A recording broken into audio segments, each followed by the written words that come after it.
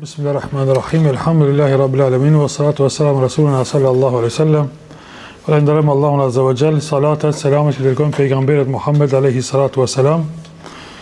Dhe të nderuam, jemi tek emrat e Allahut subhanahu wa taala, Al-Wahid edhe Al-Ahad. I keni dëgjuar këto, pra Al-Wahid edhe Al-Ahad. Sidomos Al-Ahad e keni dëgjuar shpesh edhe gjatë leximit të surës pra El-Ikhlas, Qul huwa Allahu ahad, Allahu samad, lam yalid wa lam yulad wa lam yakul lahu kufuwan ahad. Këto dy emrat e Allahut subhanahu wa taala, pra thuaj se kanë kuptimin e njëjtë. Pra tasvira do t'i shpjegojmë për me një ders të dy emrat. Pra në disa ajete ka ardhur ndonjëherë veç emri El-Ahad, në ajete tjera ka ardhur domethënë kuptimi i emrit të Allahut azza wa jall me fjalën El-Wahid. Allahu azza wa jall në Kur'an thot: thuaj pra o Muhammed, tregoju njerëzve, Allahu thuaj pra që Allahu është krijuesi i çdo gjëje dhe ai është një, pra ai është një Allahu. Po ashtu, më thonë, Allahu azza wa jall thot në Kur'an, mos adhuroni dy zotra sepse ai është një. Ai është një, pra emri Allahut një dhe Zot i vetëm, po ashtu dhe emri tjetër i Allahut të më thonë i vetëm. Pra, El-Wahid, emri Allahut El-Wahid do të thot një. El-Ahad do të thot i vetëm. Pra një edhe i vetëm. Me një ligjërat e përmendëm njëherë se një shok, një sahabi i pejgamberit sallallahu alaihi wasallam ka bërë dua tek Allahu azza wa jall me këtë fjalë. Ka qenë pra në praninë e pejgamberit sallallahu alaihi wasallam. Dhe kur ka bërë dua ka thënë: O Allah, unë po të lutem ty, duke dëshmuar se ti je Allahu, s'ka zot tjetër veç teje. S'ka zot tjetër veç teje. Ti je i vetëm, i përkryeri, i cili s'ka lindur, nuk është i lindur, dhe nuk është i krahasueshëm, pra nuk është i barabartë me askën. E kur ka dëgjuar këtë pejgamberi sallallahu alajhi wasallam ka thënë: betohem në Allahun, ndonë atë të cilit është shpirti im, se ke lutur Allahun azza wa jall me emrin e tij të madh, emër të cilin kur lutet ai përgjigjet, e kur i kërkohet diçka me këtë emër ai jep. Pra ky sahabiu në këtë lutje, në këtë dua, ka bërë dua duke përmend emrin e Allahut, duke përmend emrin Zot se nuk ka tjetër pos tij, dhe duke përmend që ai është i vetëm, një dhe nuk ka tjetër pos tij. Fjala pra El-Ahad edhe El-Wahid, pra e kanë rënjën e njëjtë në gjuhën arabe, pra rrjedhin nga e njëjta rënjë, pra kuptimi në bazë i të dy emrave është i njëjtë. Por disa pejgamberëve e kanë dalluar pse Allahu azza wa jall në disa vende ka përmend El-Ahad, në disa vende El-Wahid.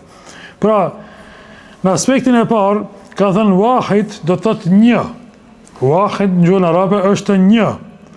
Pra edhe është numër që përdoret në numërim. Pra thuhet El-Wahid, El-Ithnain, El-Thalatha, adin.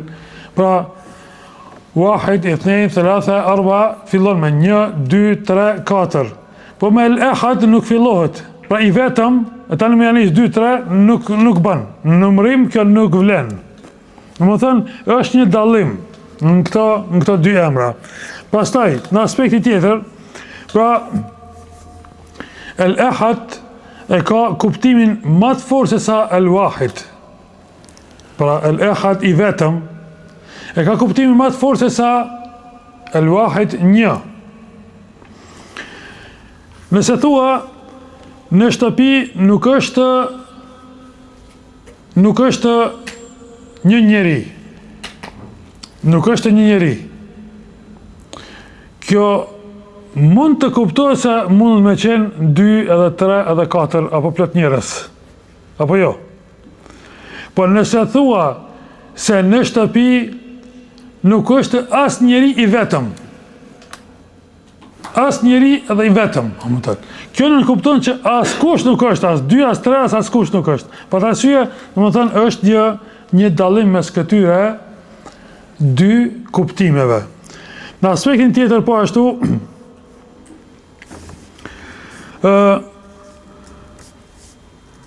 kur kërkohet diçka mu cilësu që ka nevojë të cilësohet me cilësi, pra nuk thuhet për shembull një njeri i vetëm, dush me tregu atë për atë njeri. Nuk thuhesh një njeri i vetëm, por thua një njeri. Nuk thuhesh njeriu i vetëm edhe me fol për atë njeri me tregu për cilësitë e atij njeriu. Por flet thua një njeri.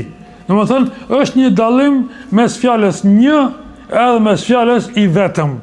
Pra i vetëm e ka pa kuptimin edhe më të fortë që kur thua i vetëm do të thotë që askush nuk është më tjetër pos këtij i cili është i vetëm. Në këtë rast këtë kuptim e ka pra fjala apo emri Allahu subhanahu wa taala el-ahad. Pra emri Allahu subhanahu wa taala el-ahad i vetëm, kjo nuk kupton që Allahu azza wa jall me këtë e mohon pra mundësinë e ekzistencës së ndonjë krijuesi tjetër pos Allahu subhanahu wa taala, sepse është i vetëm dhe nuk ka tjetër pos tij. Pra emrat Allahut el-wahid dhe el-ahad shprehin kuptimet e Allahut subhanahu wa taala që ai është i vetëm, është një dhe i veçantë nga çdo kusht dhe nga çdo gjë.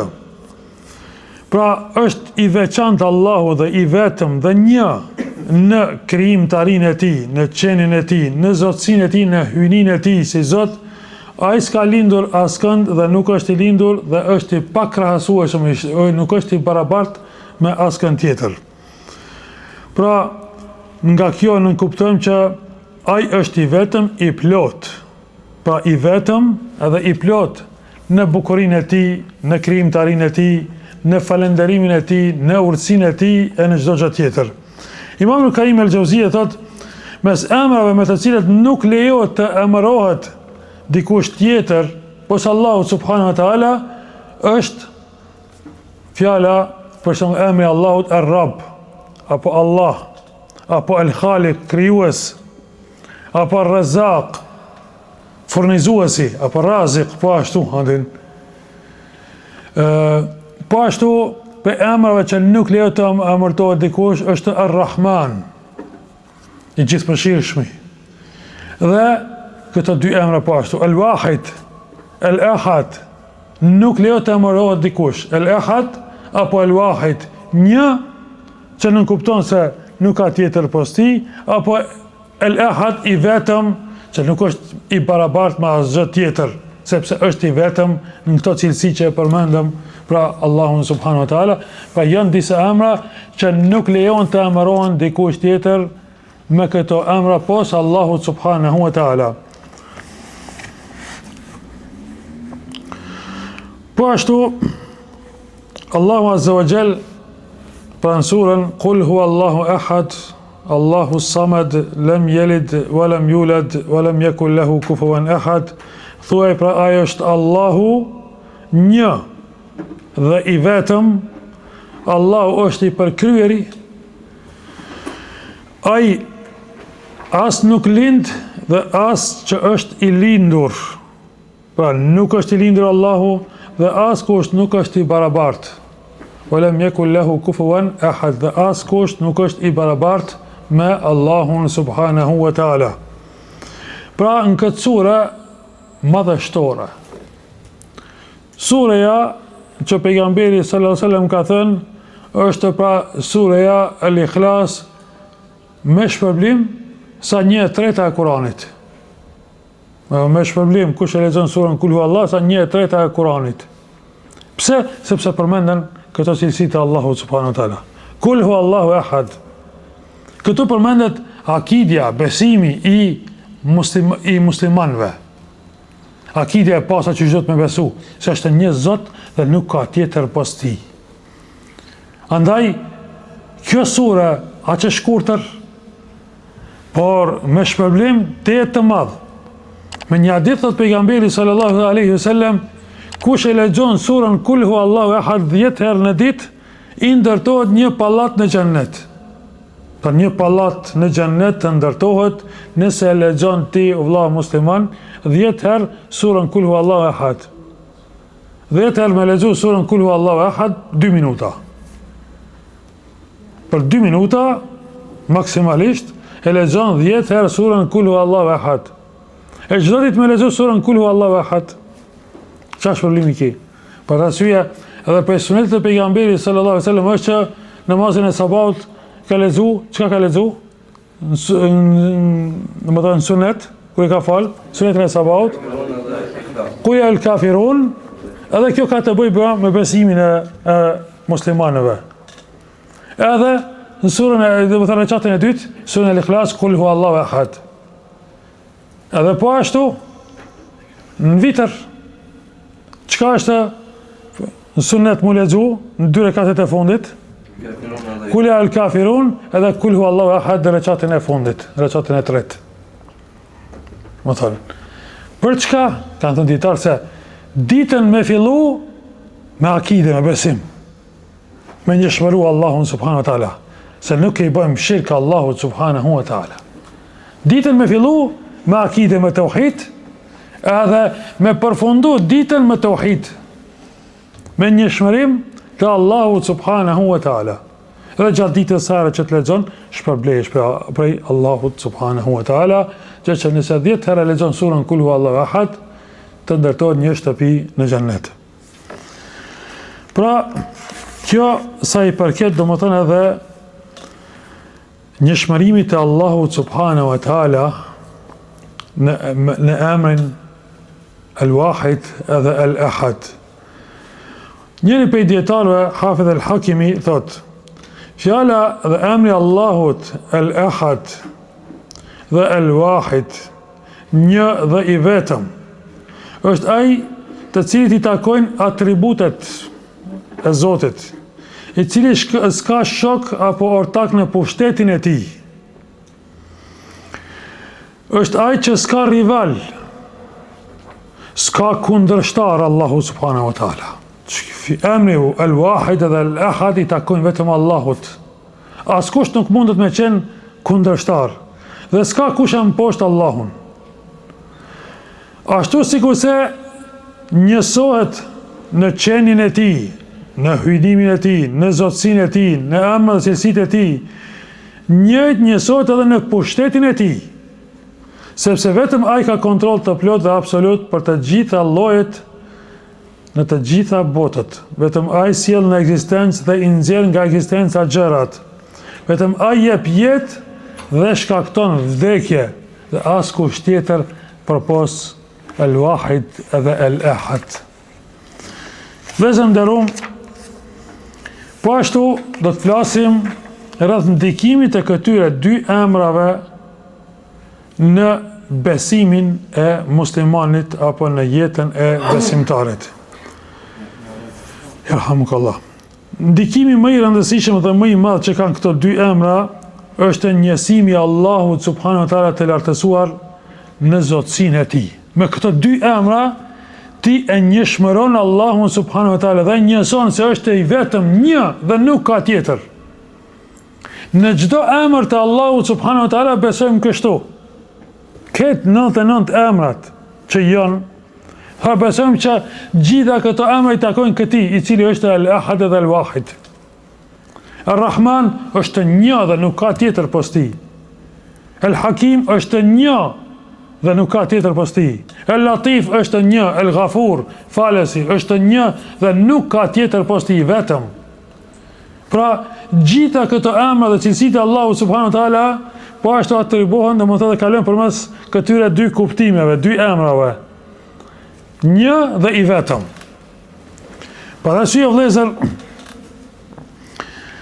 Pra, besimtari, kur e din që është vetëm një Zot, edhe i vetëm, edhe mbështetet e ky, i cili është një dhe i vetëm, dhe lutjet i drejton vetëm të ky, se di se nuk ka tjetër pas këtij. Shikoni urtësinë e Allahut subhanahu wa taala, që është vetëm një Zot dhe nuk ka tjetër pas tij. Shikoni dobin. E ata tjerë të cilë ka ma shumë se një Zot, herë të njëni lutën, herë të tjetri, herë të tjetri, herë të tjetri. Çfarë besimi është? Besimi i luhatur. Nuk kanë bindje të plot tek njëni, për atë arsye, për diçka kam lutë këtë, tani për diçka tjetrin, se s'mi ka plotsu dëshira, tani kaloj të ai tjetri, tani kaloj të ai tjetri. E ndryshe ku e ka besimin e plot tek njëri, shikoni çfarë bindje. Për arsye, muslimanët në besim janë më të përqendruarit, më të vendosurit, më të kapurit. Pse? Sepse nuk kanë në luhatin e besimin e tyre. Në bazë janë me një. Në bazë janë të lidhur me një Zot dhe nuk ka tjetër pos tij. Dhe vetëm me besu se ka tjetër pos tij, dalin prej fesë. Kështu të ka bërë Allahu subhanahu wa taala. E kjo na bën neve që ne mu lidh vetëm me një Allah. Vetëm me një Zot, me një Rab. Vetëm me një Ghafur, mëshirues, falës i mëkateve.